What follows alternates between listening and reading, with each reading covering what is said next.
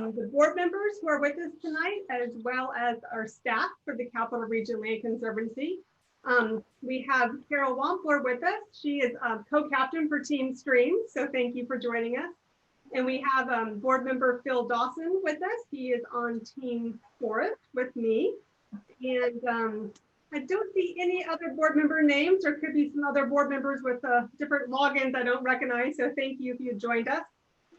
And then we have our 3 staff members. We have John Shangberg. He is our newest member to Capital Region Land Conservancy, just joining us this year. He is our community and outreach manager. And we thank John for his idea for the conservation games and for making all this happen. So thank you, John. We also have our executive director, Parker Agelasto, and Parker will be speaking to us a little bit later about the organization. And then finally, we have Jane Myers, my co-captain, and Jane is our stewardship manager. Jane and I are both foresters, and we've been working together for many years on easements in the region. So happy to be here with fellow board members and the staff of Capital Region, and we are happy to have all of you with us tonight. I think Jane's going to share with us a little bit of housekeeping for tonight. Yeah, thanks, Heather. So just as a reminder, the purpose of tonight is just part of the conservation games, and that we've come together for learning, and the conservation games are about serving and donating and having fun. So this is just a look. Tonight is the learning aspect of our event, and some housekeeping for people who don't participate with Zoom meetings very much. The best thing to do so that the audio quality stays good is to mute yourself. And you can certainly unmute at any time if you need to ask a question, but if you if you just move the mouse over your photo, you will see an opportunity to mute yourself. And then if we are in a place where we're asking for comments or questions, or and you want to comment, you can unmute yourself, or you can put a message down in the chat. And the chat, again, if you move your mouse around, you'll see those options pop up at the bottom of your screen, and the chat box, you just click on that and type your question in to everyone. And one of us will be monitoring the chat boxes tonight, so that we should see it and be able to respond to you either full on to everyone or just back to you privately, whatever the question is. So feel free to use that tool. So that's just a little bit of housekeeping, and now Heather is gonna start us off. Great. So again, thank you. We have such a great crowd tonight. Too many people to really go around and have each person introduce themselves. So what we'd like to ask you to do is go to the chat, and why don't you tell us where you are? Because I know we have some friends from other states. So tell us where you're from, and then tell us your favorite park, open space, or landscape. And then we'll kind of look at those and talk if we see any themes about those. So go ahead and go to the chat and do that now. And then I'm going to send it over to Parker. While we're learning a little bit about you, we'd like to tell you a little more about Capital Region Land Conservancy. So Parker is going to share a few things with you. Thank you, Heather. Thank you, John. Thank you, Jane. And thank you, everybody, for being here tonight. It's a wonderful opportunity. This is the 3rd and final of our webinars. You might have joined us for Team Fields when we talked Farms Under Threat, and with Team Streams when we were discussing a lot about the riparians and water quality issues in the region, and now tonight on Longleaf Pine. Capital Region Land Conservancy was founded 15 years ago, and it was largely founded as a local land trust to help protect lands where national or statewide organizations did not necessarily feel that it was their role to come into the area to support. There was also a major component of educating landowners. Oftentimes, it is the land trust that is local that has the relationships with landowners that can initiate a conversation and get it to a point where it will be permanently protected. And we're very thrilled that we have served that role for the past 15 years. Our mission is simply to conserve and protect the natural and historic land and water resources of Virginia's Capital Region for the benefit of current and future generations. I highlight the fact that we include land and water in our mission statement because the landscape is integrally connected and that all of them contribute to our habitats and to our ecosystems. We, over the past 15 years, have helped to protect over 12,000 acres in the region that we serve, which goes from Hanover to New Kent to to Charles City County, to Henrico, the city of Richmond, Chesterfield, Goochland, and Powhatan counties. We already this year have recorded 2 conservation easements, and it is a very busy time for us as we expect to record potentially another 2 before the end of the year. We are thrilled that you have joined us. I will simply say, while I was a co-captain for Team Fields, personally, Team Forest is a very important attribute for me and my family. My middle name is Camp, and for those that don't know, I am part of the family that goes back to the Union Camp Corporation days, and we have named my son Camp. And they were one of the very first sustainable forestry firms operating in Virginia. And so we're very proud of that heritage. So if Jane and Heather had not claimed Team Forest, I think I might have come in and joined you all. So nevertheless, thank you very much for being here tonight. And I'm going to hand it over to John so that he can tell you a little bit more about the games. Thank you. Thank you, Parker. That's a cool story. First time I've heard it, so thanks for sharing that. Welcome, everyone. As you've all heard, and I won't beat a dead horse, this is part of the 2020 Conservation Games. This is part of CRLC's annual fundraising and celebration.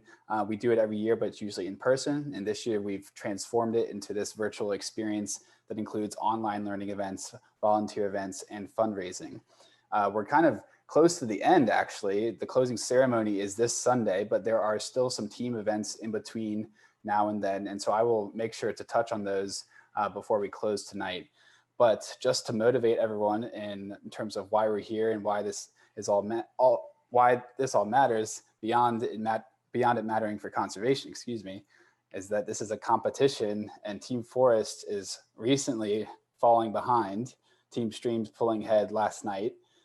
So just want to put this in everyone's minds that there will be some opportunities for bonus points tonight, and there will be opportunities for more volunteer events and other point opportunities throughout the week. So we hope that you can participate to the extent that you want to, and we hope that's a lot. So with that, we'd like to return to the chats and see what we're seeing from people in terms of people's favorite parks, open spaces, or landscapes.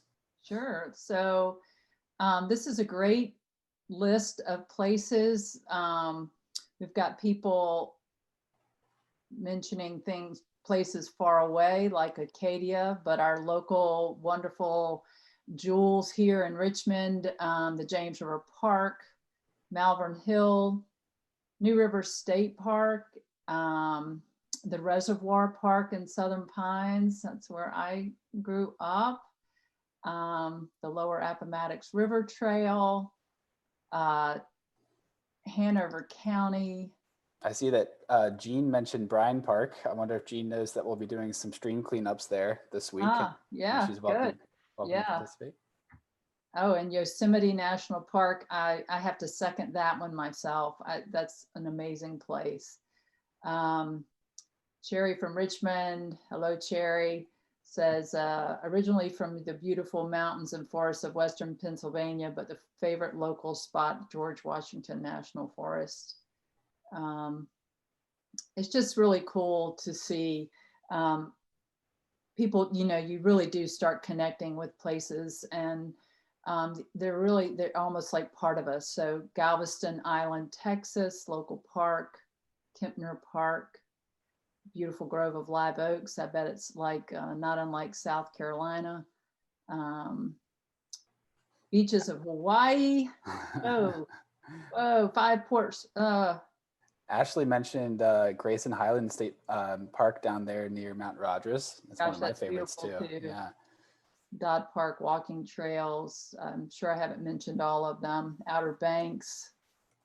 Yeah. So many good spots. Yeah. Cool to see. Okay. Those are very cool. So thank you for sharing those and have those in mind while we continue with our conversation and learning event tonight, because that's why we're here, is to make sure these special places stay around.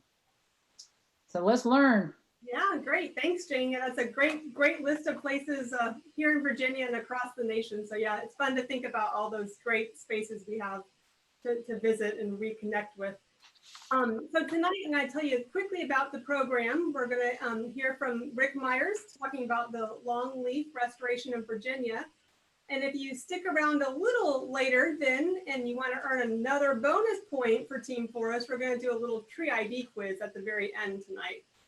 But you know, whenever you need to leave, that's fine. You still get points for Team Forest. But we just want to tell you, after we hear about Longleaf, we're going to go into a little tree ID quiz. So with that, I'm going to introduce Rick. So Dr. Rick Myers received his doctorate from Clemson University in forest ecology, and he has been the Natural Area Stewardship Manager with the Virginia Natural Heritage Program for the last 23 years.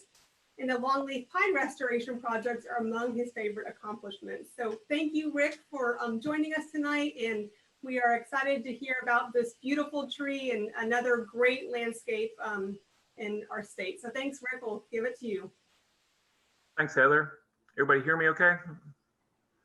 Yep. I managed to get through the first potential stumbling block by finding the mute button. So that's always a good sign to kick it off on the right foot. I was going to say, since my brother-in-law, sister-in-law from Southern Pines are on this Zoom meeting, I'll go ahead and say that I think Longleaf Pine Restoration in Virginia officially got started for the first time about 22 years ago when I dug up three longleaf seedlings in their backyard in Southern Pines and put them in pots and brought them up here to Hanover County, Virginia, and put them in our front yard, which is actually a warm season grass, kind of a native prairie sort of a thing that we burn every year. And the longleaf pine grew for a while and two of them didn't make it, but the one that's still alive is about 30 feet tall and, you know, going on 22 years old now. So there you go. Longleaf pine in Virginia started further back than I was going to give it credit for. So the spring issue of the Land Trust Alliance magazine, Saving Land, you guys see that? Is it backwards for you guys or is it forwards? It's correct. Okay, good. It's backwards for me, but what do I know? Anyway, Saving Land. Land is the answer, right? There's a great restaurant in Richmond called Mekong. They say beer is the answer. So we're going to say tonight that trees and forests are the answer. So go Team Forest. And thanks for everybody being here to listen to this talk about Virginia's State Natural Area Preserve System that I have the privilege of being the stewardship manager and director for. And also I'll tell the story about longleaf pine restoration in Virginia that is part of the program that I've been managing at DCR for the last 23 years now. Next slide, John. So the Virginia Natural Area Preserves Act is the enabling legislation that started the Natural Heritage Program at DCR back in 1989. And that law established a system of state natural area preserves and authorized a new legal instrument for the state of Virginia called a Deed of Natural Areas Dedication. And that protects land that's designated as a natural area preserve in perpetuity. Next slide. The Code of Virginia defines a term called natural heritage resources. And that's the resource that my program manages. It's not the species of rare, threatened, or endangered animals and plants, it's the habitat of those organisms. Or also state natural communities that are state significant and geologic sites and similar features of scientific interest that benefit the welfare of the citizens of the Commonwealth. That's what the code says. So by law, state natural area preserves must be managed in a manner that's consistent with the continued preservation of the natural heritage resources they support. And if you're a natural resource manager, this is a beautiful thing because it defines the objective very narrowly and tells me and my staff and our adoring public or our detractors, whoever it is, it tells all of us what our job is.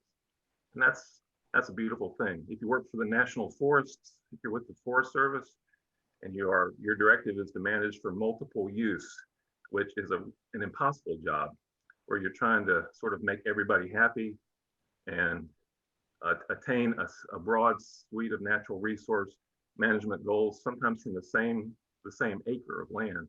And that's really hard. It's really impossible. So having a narrow mission is what makes my job sort of manageable and really interesting. And I appreciate that. Next slide, John. So the preserve system now is going on, let's see, so that's 30 years ago, right? Currently, now we have 65 preserves across the state that total over 58,000 acres.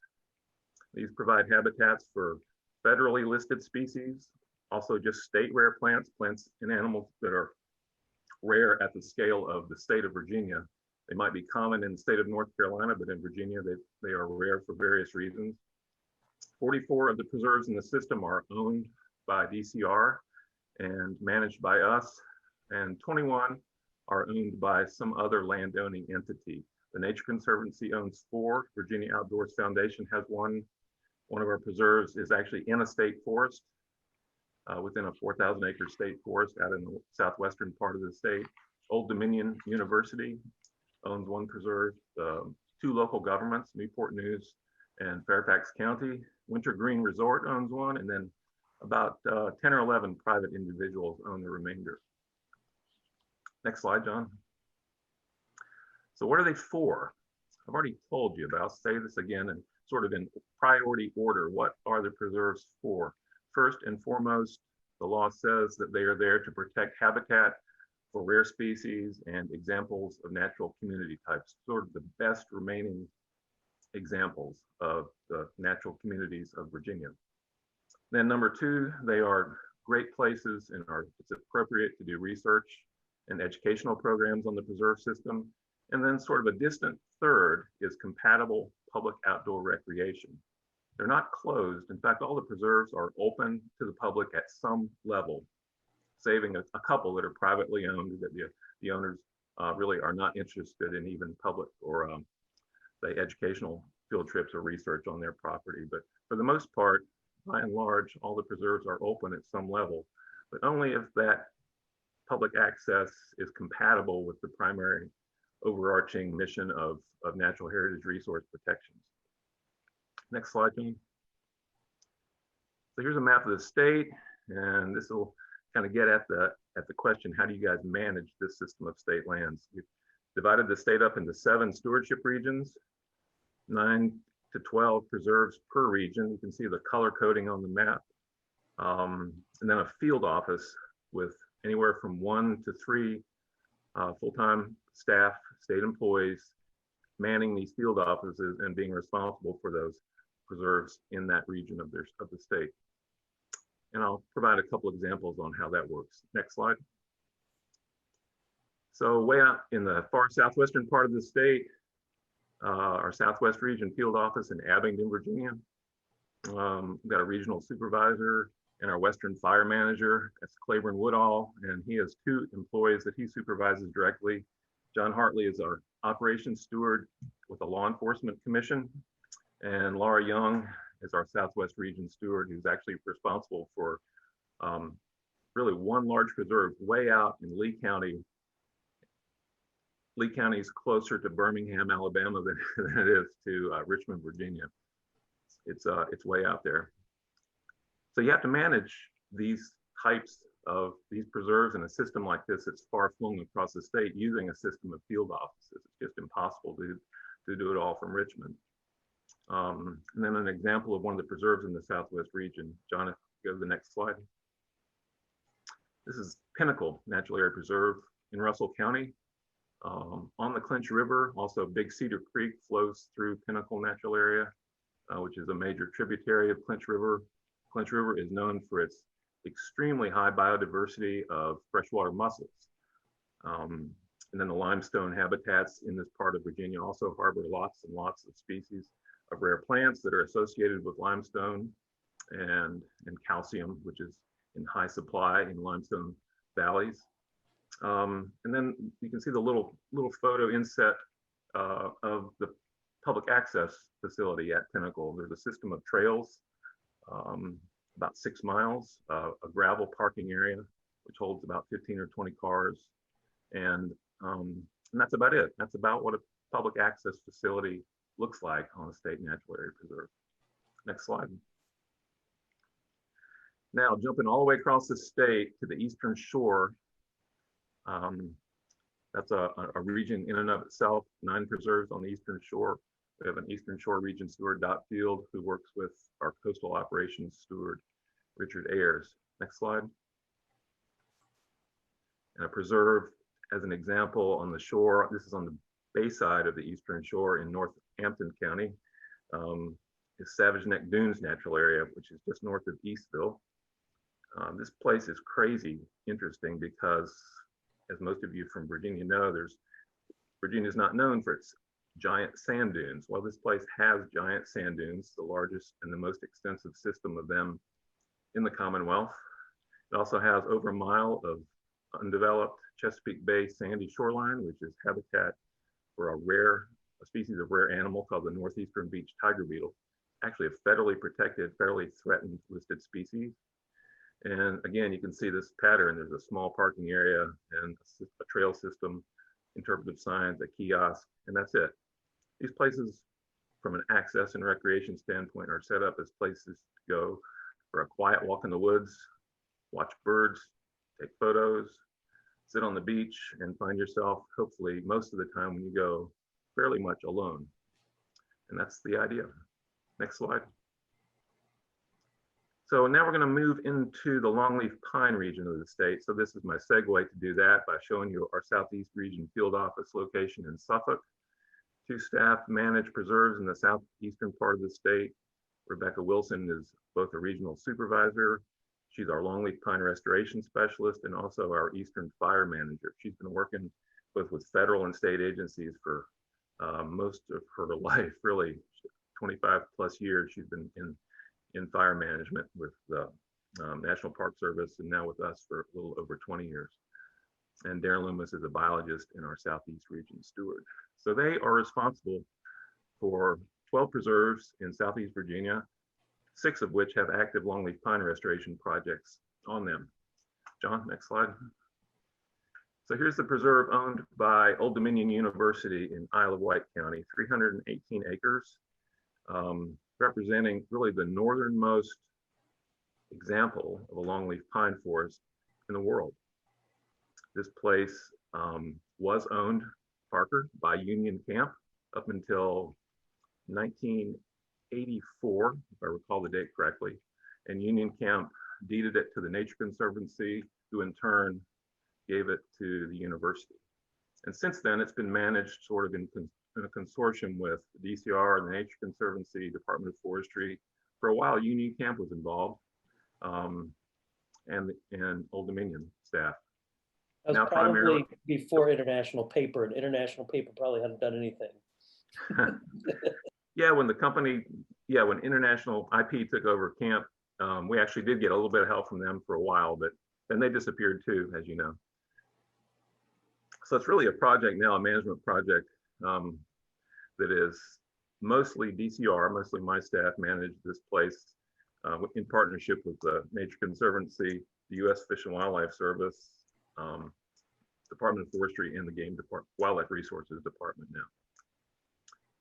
So it's a really interesting place. Fire adapted systems are something that not a lot of Virginians know much about because they've been gone from Virginia for so long that very few people have been exposed to them.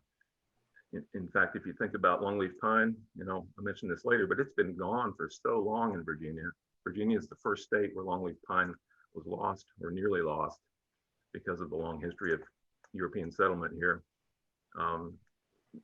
Even if you were 150 years old, you probably would have never seen a longleaf pine, even if you had lived in Southeast Virginia. Next slide, please.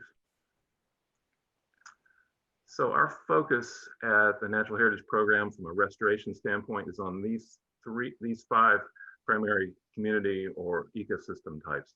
Longleaf pine sandhills and savannas, eastern shore migratory bird habitat, Piedmont woodlands and prairies, Shenandoah Valley grasslands, and limestone glades and barrens, kind of stretching from the east to the west. And I'll just talk now for the next few minutes about longleaf pine. Next slide.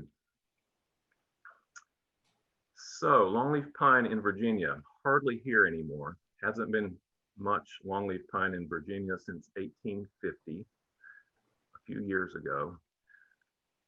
The range of longleaf once extended all the way from the James River, even some believed to be some evidence for longleaf pine on the eastern shore of Virginia, but then south through the coastal plain of North Carolina, across the coastal plain, a little bit of the Piedmont, South Carolina, through much of Georgia, even some of the mountains of northwest Georgia and northeast Alabama, all the way down into Florida, across Mississippi, Alabama. Longleaf took a break when it got to the Mississippi River, and the alluvial floodplains there are not longleaf habitat. But then in western Louisiana and East Texas, heather, as you know, Stephen F. Austin, a little bit of longleaf pine there in the eastern piney woods of Texas.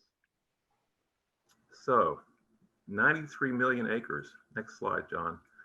93 million acres is the accepted number for the area occupied by either longleaf pine dominated forests or pine forests where longleaf pine had a significant representation of the total canopy.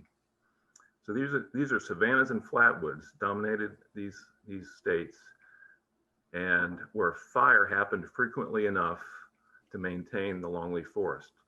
Longleaf is a long-lived tree. It's one of it is the longest lived pine in the eastern United States.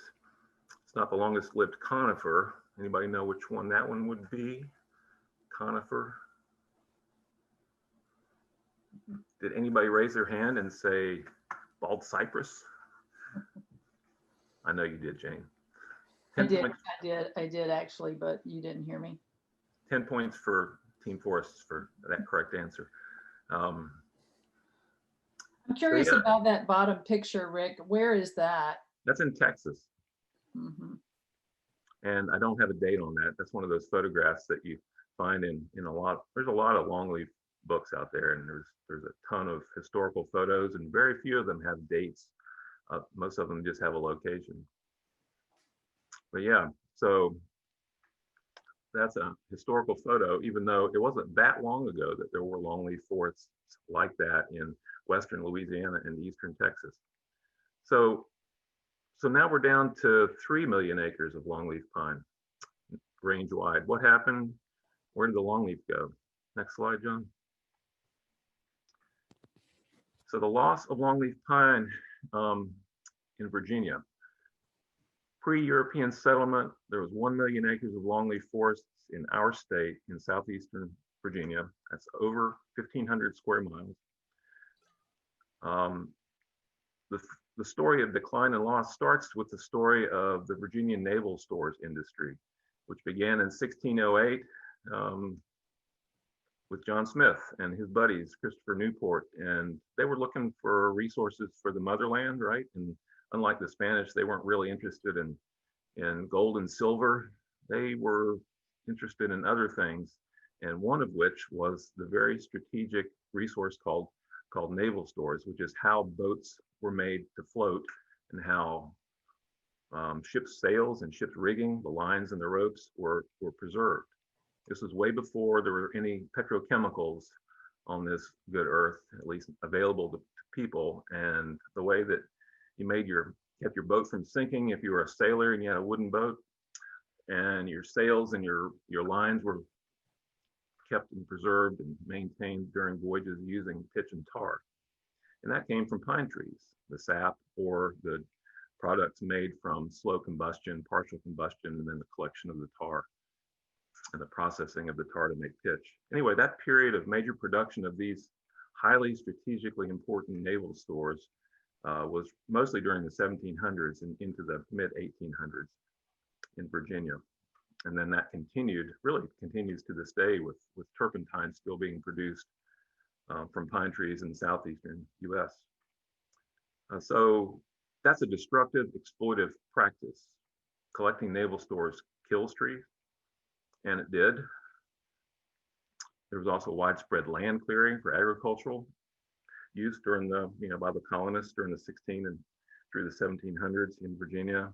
Lots of unsustainable uses, including cutting trees for all the purposes that people use lumber and wood during the colonial period. The free-range hog populations, which were crazy high. Apparently, there was something like 3 pigs per person in Virginia in the mid 1700s. And one of the favorite foods of a free-ranging pig is a longleaf pine seedling because of the taproot, which is starchy and sugary and full of protein, and it's just choice forage for pigs roaming around the countryside, as happened, and up until, well, there's still some out there. Anyway, and then the absence of fire with fragmentation of the landscape, and I'll show you in a minute how longleaf pine is dependent on fire. Anyway, all this led to the fact that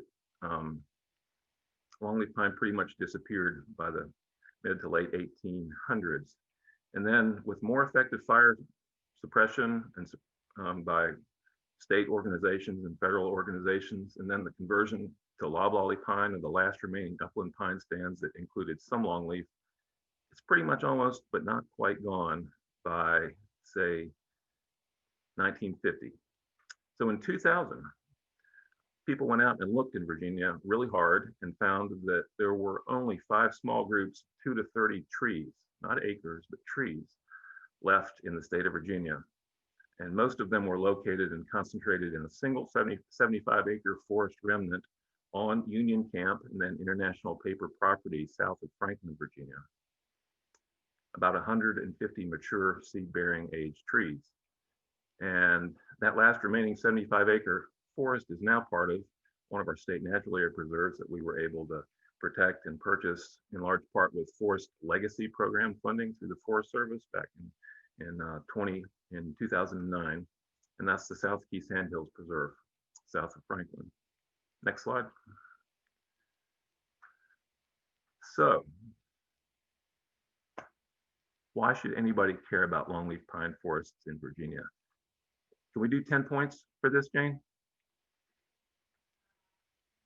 I think we're just going to go on yay, who can get this right? Okay, yay, who can get this right? Then you can either chat or you can raise your hand. Okay, anyway, longleaf pine forests, A, support high biological diversity. B, they require fire management, and that is cool and awesome. Longleaf pine forests might make you rich. Longleaf forests provide a diverse array of benefits to landowners and society. Or E, all of the above. There have been some very quick responses to that answer, to that question, and I believe everybody has gotten the right one. E. I bet they would have. Yes. It's sort of a loaded question. Next slide, John. It is definitely all of the above. Longleaf is so awesome because it's the forest that fire made. That's not me that made that up. There's a paper from way back in the early part of the longleaf literature called Longleaf, the forest that fire made. It's because longleaf has so many fire adaptations, as does all of the associated plants and animals that you find in longleaf pine forests. They're all kind of keyed into the idea that fire is no big deal. We just have to develop adaptations and just be okay with fire. And then most other plants and animals aren't okay with fire, so they're weeded out. And then the ones that can survive and even benefit from fire are the ones that you find in a longleaf pine forest. And it's not just a handful of organisms. Longleaf is one of the most biologically diverse forests on the planet.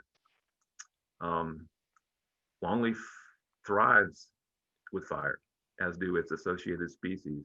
And over millions of years, from lightning strikes and fires that started from lightning, and then more recently in the presence of humans in the southeastern United States, Native Americans used fire a lot, set fires intentionally to manage habitat. That's really why we had so much longleaf. When John Smith landed at Jamestown and people started looking around, prior to that, DeSoto, the Spaniards were here in the 1500s. They rode their horses at full gallop through longleaf stands, longleaf forests that were open and park-like with no underbrush, as in the photo in the lower right. Oh, that would be left. Okay, well, it's lower right for me. Oh, roll right. Sorry. Yes, I'm sorry. That's me. I'm sorry. It's okay. Well, now we can talk about my dyslexia later on. Okay, next slide, John. I just thought you were wrong. How could longleaf be fire resistant? Well, here's the main reason, or one of the main obvious points, and that is a longleaf seedling, which initially for the first year, 2 years, maybe 3 years, it's in a stage called the grass stage. And it looks like a clump of grass, but the bud, the terminal bud of the seedling is nestled down and protected by this thick sheath or thick clump of tightly bundled needle sheaths, which are full of water. And when fire passes across an area where longleaf pine seedlings exist, the bud is completely protected from the fire. Next slide, I'll show you how that works. So my lower left, yours too? You see a fire happening, right? Yes. That's a 2-year-old stand of planted longleaf pine. The seedlings aren't visible, but they look just like the one at the top on the upper left prior to burning. Okay, after burning, you see seedling number 1 there in the middle at the top. And then about 2-3 weeks after the fire, can you see the little green growth that's starting on the terminal bud that is still alive there? Yep. Yep. And then about 3 weeks later, that seedling is feeling pretty good about itself. It's growing fine.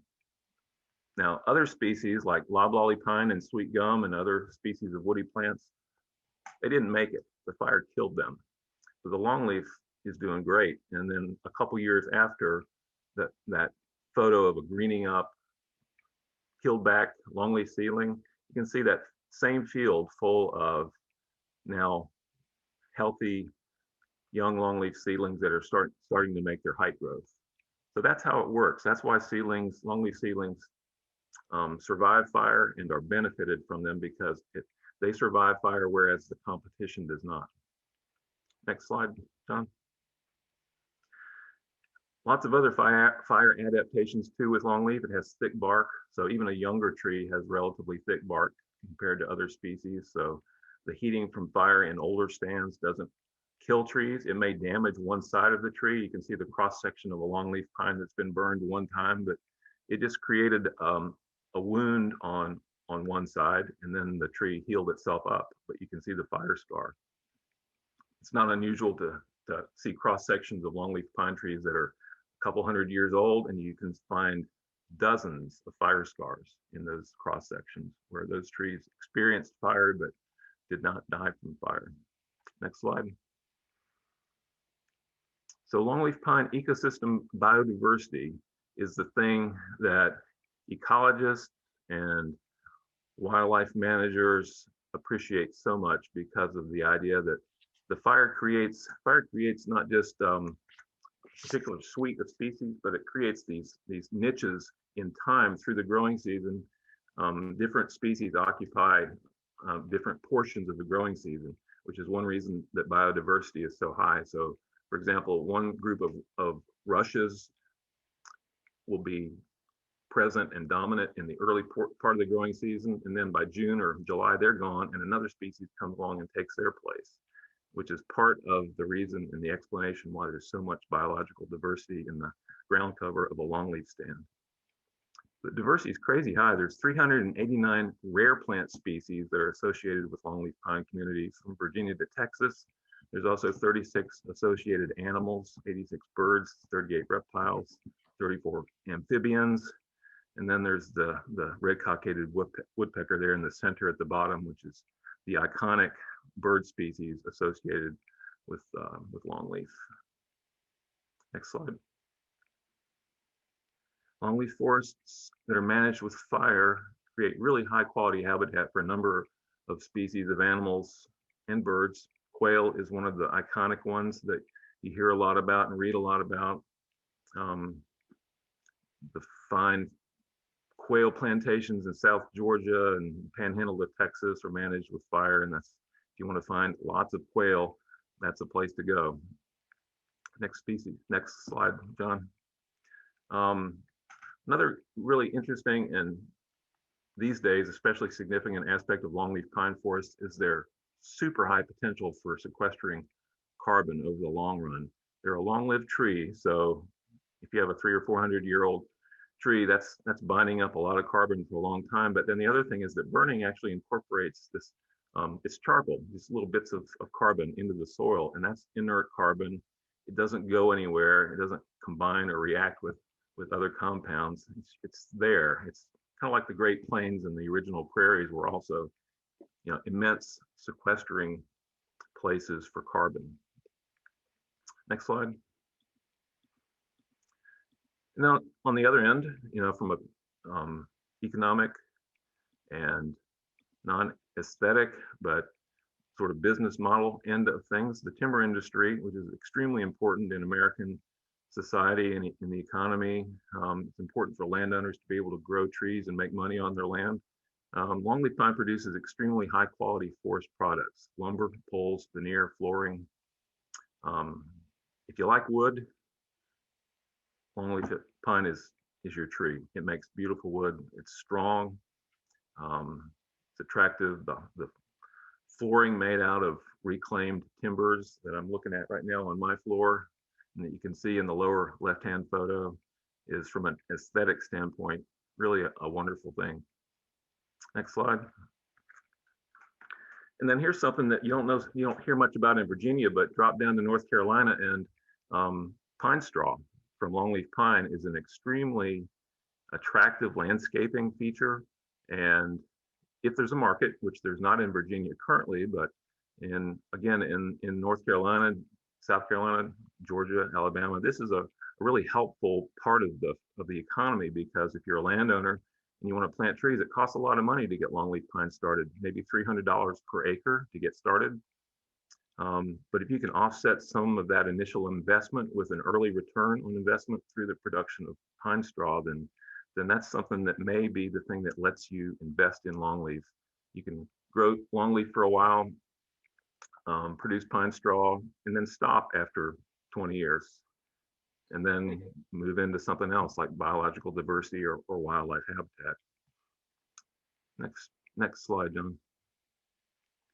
So our restoration objective at DCR and the Heritage Program is to establish longleaf pine and manage with frequent prescribed fire to restore fire-dependent natural communities to Virginia and maintain rare species habitats. Next slide.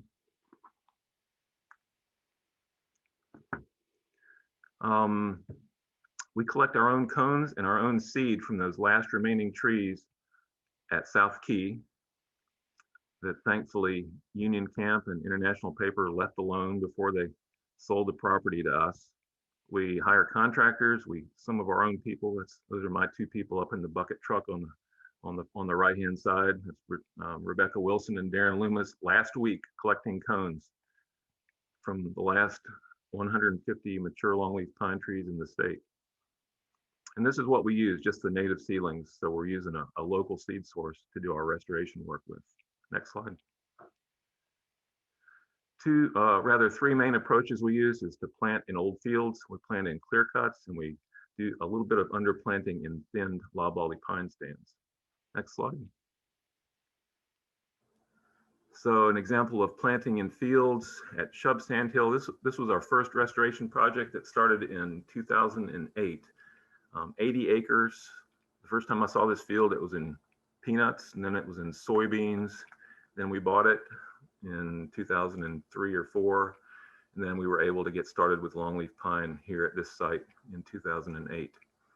We used scalping for our site preparation method, which is a competition control approach where it's simply just use a tractor and a shallow 2 discs opposed to each other, and you peel back the existing sod and weeds and expose mineral soil and just plant straight into that. No need to use herbicides or any other approach.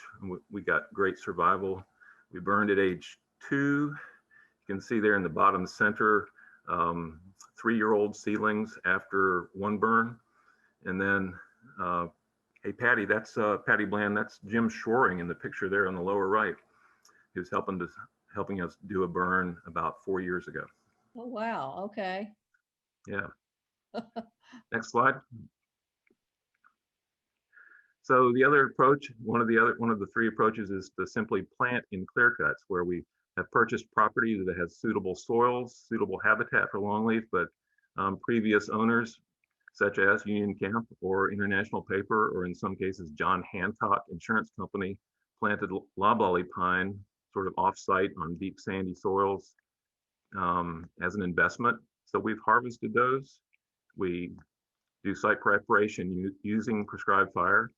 We hire a planting crew and then burn every 2 years after we've got the seedlings in the ground.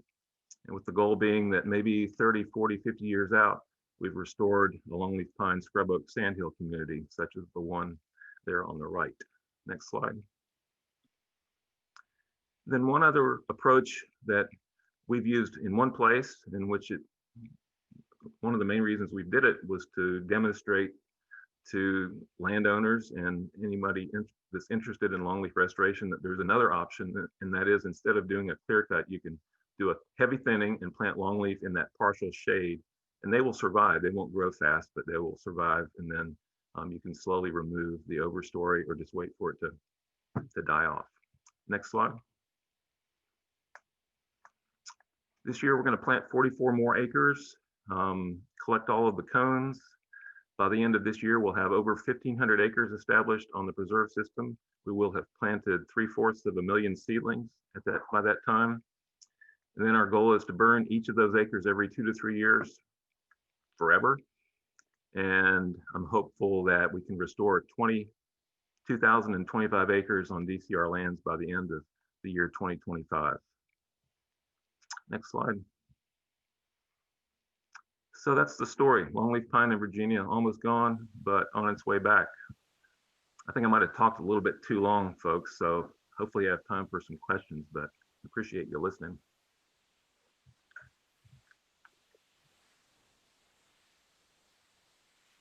Yeah, last slide. Yeah, great. Thank you, Rick. Thank you so much. It was great to hear about that. As you mentioned, I went to school in Texas, and so I have fond memories of great big longleaf stands that we visit in school. So great to see it in Virginia. I had one question for you. Is the Natural Reserve open for the public to see longleaf, or where could we see longleaf if we wanted to? Yeah, great question. And the best place is Chubb Sandhill. It's also one of the closest preserves to Richmond. It's only about an hour from downtown. And it's conveniently located right across, or real close and right across the road from the Department of Forestry's Garland Gray Forestry Center, down on the way to Cortland. You go down 95 and get off on the Cortland exit. I think that's Highway 30, and head down to the southeast. And Chubb Sandhill Natural Area Preserve is a place that's publicly accessible. Longleaf right along the road. That's the oldest stand the first one we started with back in 2008. So just finished its 13th growing season. Great. Well, maybe we can have a field trip someday to it, or anyone now can go visit it. That'd be great to go see. Jane, I think we're a little tight on time. Do you think we should move along? If anyone has any questions, we would have you put it in the chat box, or go ahead and email Jane and or Rick directly, and we'll get questions answered. But thank you so much again, Rick. It was really interesting, and thank you everyone for tuning in to hearing about the natural area system and the longleaf specifically. So thank you so much. You bet. And I think Jane's going to share a little bit about some conservation easements that Capital Region Land Conservancy holds that relate to the forest. Yeah. So since tonight we're showcasing forests, I thought I would just briefly show everyone 2 of Capital Region Land Conservancy's easements, one in Hanover County and one in Goochland, that really exemplify the benefit of land conservation, and in this case, forest conservation. So this property that you're seeing here, these are winter photos of Catherine Tucker's property in Hanover, and Catherine is a master naturalist, and she had the wonderful good fortune of her parents purchasing land in Hanover and taking extraordinarily good care of it, and knowing in the beginning, from the beginning, that it had never been, that the timber had not been harvested in like anyone's lifetime, you know, that was living. So they knew that it hadn't been harvested in many years. And it looks, when you're there, you can tell that it is not, you know, it's just not typical. You see that open understory, and Catherine's goals for her conservation easement were to maintain this beautiful forest. She doesn't there's no prohibition on, you know, income coming from harvesting trees, but her goal, that was not her goal. Her goal is to preserve this forest, to preserve water quality. It is in the, it's got 3 tributaries that are the headwaters of the Pamunkey River, which flow into the York River. And so in this easement, we are protecting water quality with riparian buffers. And we have a, you know, if any forestry activities do take place, there's a forest stewardship plan, and there really just could not be, you know, a better steward for this property than Catherine, and in partnership with Capital Region Land Conservancy. So we're there to make sure that her wishes are upheld in perpetuity for her conservation easement. And in Goochland County, a similar, well, not actually, not a terribly similar easement. It is a beautiful over 350 acre piece of property that is along Licking Hole Creek. And I don't know if anybody here enjoys Licking Hole Creek Brewery beer, but I do believe, yes, we know you do, Rick. But it is a, you know, it's a really lovely bold stream that runs through this property. So this property has large agricultural fields that are primarily produce hay.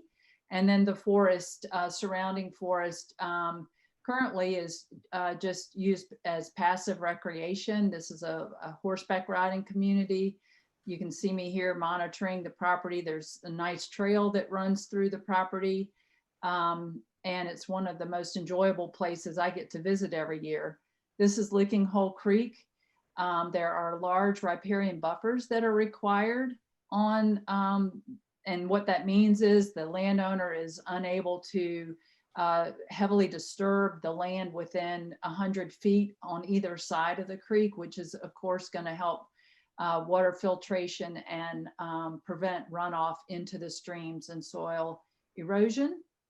And this is just sort of a cool shot to show what it looks like in the winter and what it looks like in the early spring. And it is a lovely, lovely place to be able to, for me to be able to visit. And it's a gift to Goochland County and to the Commonwealth of Virginia that this landowner wanted to preserve and protect it, as opposed to developing it with houses and homes. So that's just an example of the conservation easements that Capital Region Land Conservancy holds on forest land, and we're proud to do so.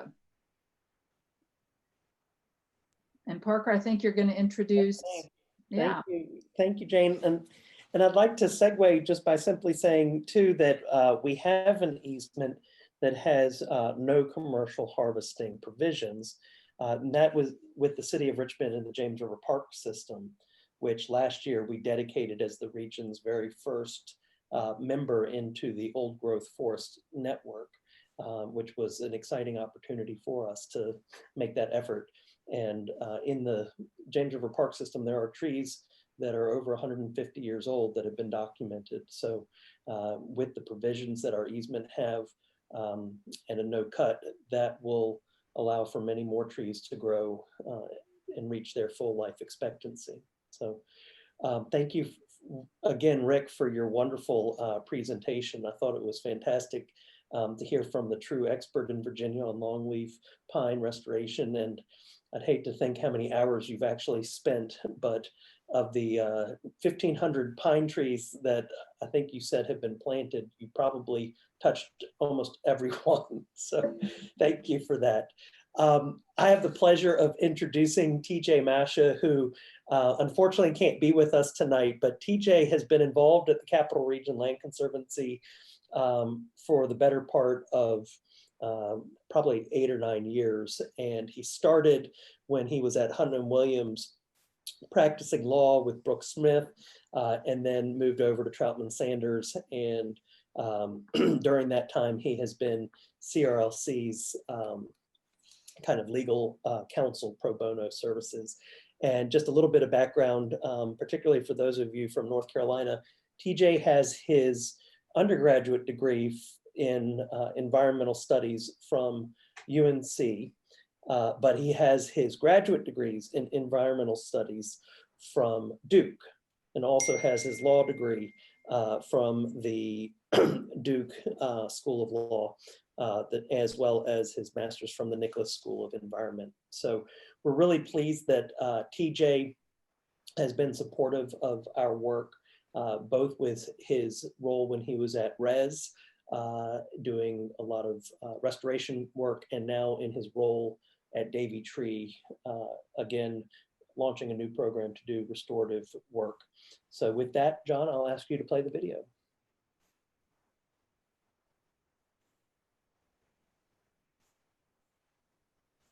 Conservation has never been more critical. You have the convergence of so many issues like habitat fragmentation and loss, species biodiversity decline, global warming, water quality, water quantity, and conservation really remains a bedrock tool for confronting all these issues. At the same time, you have companies like mine, Davy Tree, and many others that are really pushing forward with great science and making a lot of progress in the area of restoration, restoring degraded streams, restoring degraded wetlands, offsetting habitat loss for species. But really those accomplishments are not meaningful on a temporal scale unless you're able to backstop them with permanent land protection. And finally, you have open space values, working open spaces that really are important to our character and who we are. And for all these reasons, a organization like Capital Region that protects lands with integrity is absolutely critical. My company, Davy Tree, contributes to Capital Region Land Conservancy because we know that organizations like this are absolutely necessary to accelerate the pace and scale of conservation in the face of all these challenges.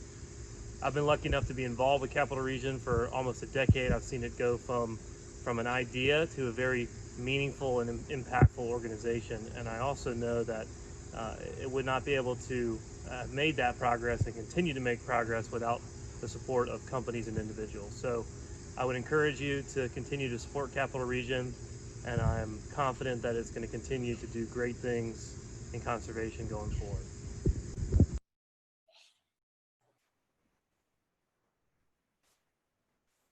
All right. Thank you, TJ. Thank you, Parker. Thank you, Jane. And thank you, Rick, for that fantastic presentation. As several folks have already applauded, I would like to just add on to that applause. I was fascinated, and I have so many questions that I'm dying to ask, but fortunately we are low on time. So I will make sure to follow up this email with a lot of things, but among other things, a request for any questions that I can pass along to Rick, so that we don't spam this email box, and instead I can maybe just pass him a list instead, if that's okay with you, Rick. So with that, I'd like to move into the final stretch of both tonight's program and alluding to the final stretch of the conservation games as a complete experience. So again, just to give a little fire under the burners of Team Forest. Team Forest is a little bit behind Team Streams, and Team Streams has a lot of stream cleanups happening this week. So I hope and invite all Team Forest members and Team Fields members, of course, to participate with us in cleaning up Bryan Park this week. And Team Fields actually might be announcing a surprise event. We'll see about that. But there are still opportunities to earn points. As I've mentioned, the remaining schedule includes the Team Streams Volunteers events in Bryan Park, but you can also do your own project. It can be anything really, as long as it's related to conservation. Just make sure to submit your points through our form, which I will be sure to share. And then lastly, the grand finale of the Conservation Games experience is this Sunday, the 25th at 5 p.m. You get points for attending, of course, but we'll also be announcing the final winner of the Conservation Game, so it's not something to be missed. It'll be hosted by Roby Martin and Scott Wise of Eat It Virginia, a food podcast that you might have listened to or heard on Channel 6. So it should be a very fun time. We hope you will register, and again, those links will be sent. So those are the remaining events for the Conservation Games. Make sure you submit your points for not only tonight, but everything else that you do throughout the next week, so that we have an accurate tally of the winner. And I should mention that since there are a few events remaining, the competition may increasingly be determined by fundraising. And we've seen a good influx of fundraising come in the last week or so, with Team Forest in second place in terms of fundraising, right behind Team Fields. So kudos to y'all. Keep up the good work. Remember that $1 is a point.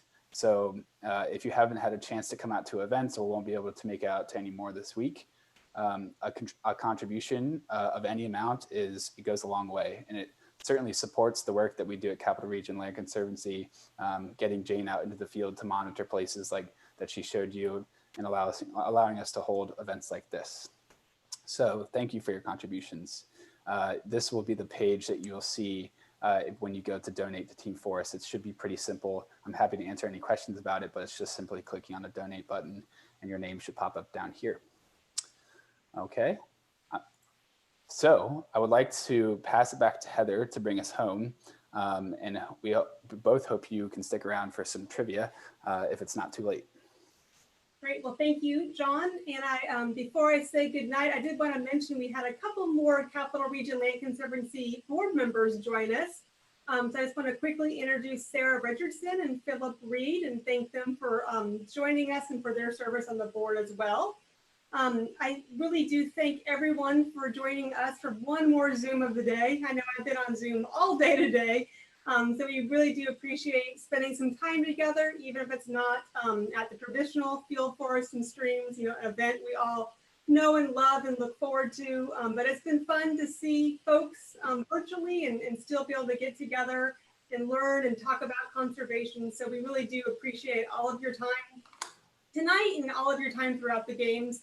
And really look forward to seeing everyone Sunday evening for the closing ceremonies where hopefully Team Forest is going to win. So yes, we will. So Not don't hopefully. forget to, right when we log off tonight, don't forget to go fill out your form. But if you want to stay on and you want to get a bonus point for the team, so tonight you could check learning event and bonus if you stay on and do the tree quiz with us tonight. So we're going to do some tree trivia, but really if you need to sign off, please feel free to sign off whenever you need to, or stick around with us a little bit longer and learn about trees. This is fun. It's not going to take long. Okay, well, thank you everyone again. So we're going to just talk a little bit about tree ID and tree trivia. I think a lot of us are spending a lot of time out in nature during this pandemic. And something you can do to be a little more mindful or just, get to know nature a little better is really start to learn what you're looking at while you're out in nature. And this is the cover of a book we have called Common Native Trees of Virginia. It's produced by the Virginia Department of Forestry, and it's free if you go online and download it. You can look at it online, or you can order it for $15 and get a softbound copy mailed to you. It's a great book. It's a great starter book for tree ID in Virginia. I think everyone will enjoy it. They also have a shrubs version too, if you want to look at woody shrubs. So those of you who aren't, don't know about tree ID or how to go about reading these guides, it's kind of like a choose your own adventure, really. The guide's going to walk you through these clues about trees and help you figure out and narrow down what you're looking at. So when we do tree ID, we're looking at not only the leaf, but we're looking at branches and twigs, bark, fruit, flowers, cones. And we're even looking at where the trees are growing themselves. Where trees grow kind of tell us what they are and who they are. So if you haven't really spent any time with the tree guide, you could get one of these, or you could also go, there's a lot of great apps nowadays where you can actually just take a picture of a tree or a flower and it will, you know, sort through pictures and tell you what it is. So we really encourage you to kind of get to know what you're looking at, what you're walking around. We are going to have a quick quiz. We're going to show you some sketches from this tree book and some pictures of trees. It's the honor system. So we're going to show you 5 trees and we're going to ask you to write them down. And if you get them all right, then you can get the bonus point. Heather, I will say that just to be fair between teams, we gave Team Streams a kind of like, if you get 4 or more correct, then that counts as bonus. So I would hate to, you know, rip you guys off. There's one give me in this. If you get that one wrong, you probably should just not give yourself the bonus, but that's okay. I'm going to walk you through some of the clues and then we're going to give you a little time to write your tree down and then we'll show you what that tree is. So this is tree number 1. Some clues would be, it's the state tree and flower of Virginia. It has these simple leaves, and right now the leaves are turning a little bit red. And it has this iconic flower blooming around Easter time in Virginia. So a lot of us think of this tree with Easter, and it has some symbolism for the holidays. And the flower that people are familiar with being white or pink isn't actually a flower. Those are actually leaf bracts, and the flower is in the very middle. So it's a small tree. So we'll give you a couple seconds. Anyone knows this tree? Heather, is it also true that that's the state flower? It's the and state tree? flower. It is state flower and state. Might have said that, I'm sorry. Yep. You can throw it in the chat if you want now, but you can write it down. So 5, 4, 3, 2, 1. Sean, you can show the answer. Yay! Yay. Flowering dogwood. So yeah, common in people's yards. I saw people have them in their yard. You'll see them in the landscape. We call this an understory tree. It's a small tree that grows underneath all of our mature trees. Okay. So number 2, I think is pretty obvious. This is a picture of our state champion in Virginia. And, you know, a very iconic fruit and a very iconic leaf shape. If we want to go ahead and, let's go ahead and guess this one early. We can talk about some identification features. What do you mean by state champion? Oh yeah, so there is a competition, if you will. It's a nationwide thing where people can go measure and look for what we call big trees. And so there's a formula to go hunt, and you have to measure trees in a certain way. And it's a state and nationwide competition, and you'll find champion, they're called champion trees. There's a whole website, you can look it up. I don't know it off the top of my head.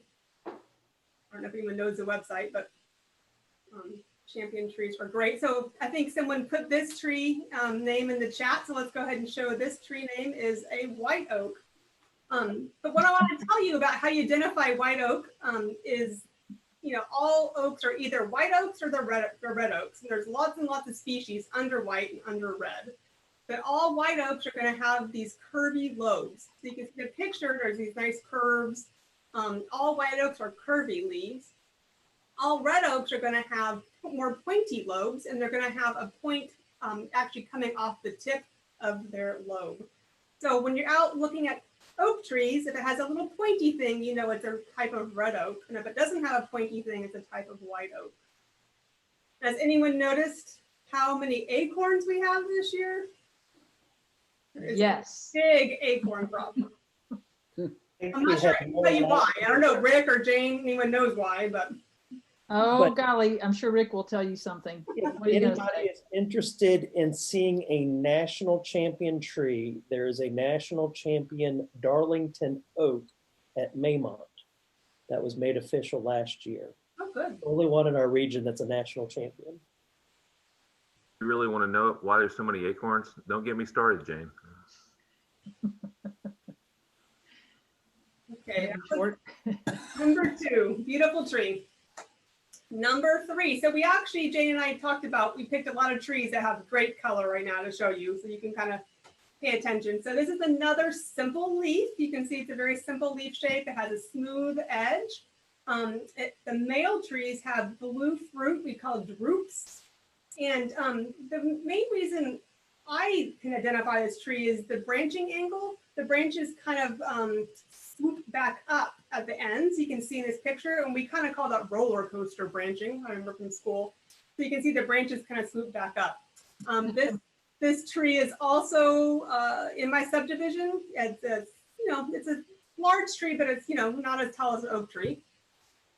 And this is the tree that turns red the earliest. So like in late July, you'll see 1 or 2 red leaves in the forest, and it's usually one of these.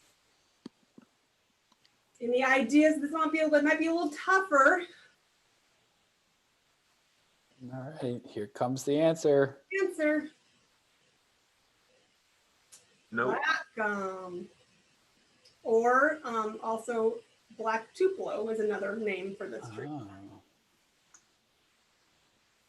All right, on to the next one. Next one. Okay, so we're moving from hardwoods to pines. I'm not giving away what kind of pine, but obviously we're looking at a pine tree. And the needles are, that's the leaf of the pine.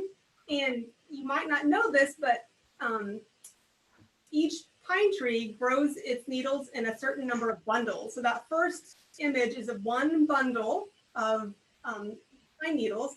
You can see this pine tree grows its needles in bundles of 3, and it has longer needles than most pines, up to 15 inches long. We also identify our pines, our cones are what we use to identify pines often too. But I hope you guys can recognize what this pine tree is. And I see some answers in the chat.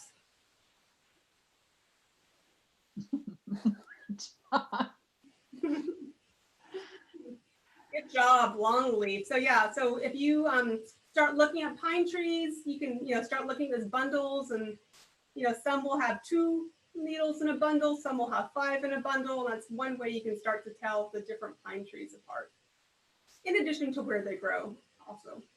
So our last tree is a different kind of leaf. So we've been looking at simple leaves. I've been saying this is a compound leaf. So that main stem that you see is what attaches to the twig. All those things arranged around that, those are called leaflets. So that what we're showing you is one leaf. All those different leaflets make up the one leaf type. And that's important because when you start looking at trees, you determine is the leaf simple or is the leaf compound? And that starts narrowing down. So this is a compound leaf, so it can't be an oak and it can't be a sweet gum. Those all have simple leaves. So that's kind of that those clues that you're looking for. What kind of leaf is this? So this also turns yellow, has some in my yard right now, and it has great big nuts that the squirrels are gathering. And I see some general names in the chat box. Does anyone know the specific species? You can show us, John, if you want. So hickories are a little tougher to distinguish the actual species, but again, you can count the number of leaflets.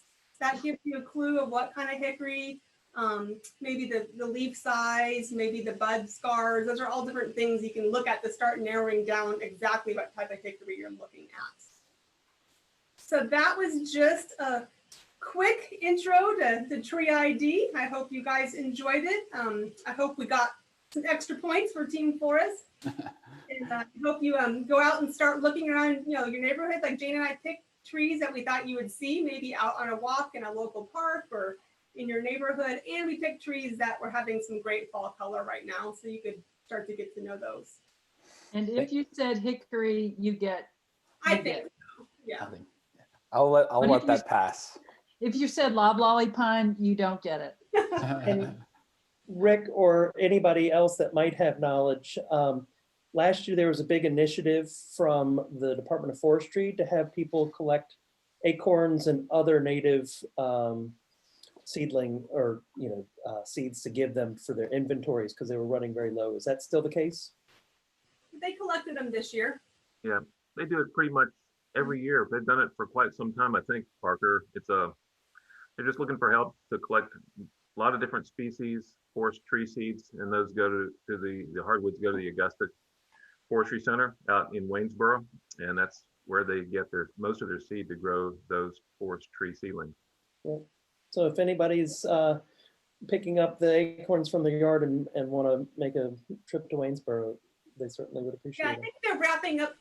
They're wrapping up this week or so. So yeah, you still have time. And a great place if you're interested in doing acorn collection. A great place to do it is in shopping center parking lots, actually, because there's usually one species of acorn, so you can keep your acorns separate and easier to turn in. So.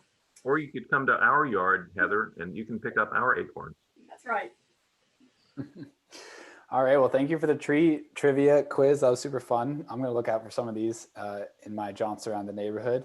And just a reminder to everybody who stayed around, make sure you submit for the bonus points when you submit your points for the learning event as well. So if you have any questions about that, just get in touch with me, but it should be relatively simple, and I'll make sure to share this link in a follow-up email with a lot of other links that I've mentioned tonight. So thank you everybody for participating. Let's see, how many people do we still have? Oh, wow, good amount. Thanks for sticking around. This has been fun. Thank you. Thanks, everybody. Very good. Thank you, everybody. Great program. Bye. Big applause.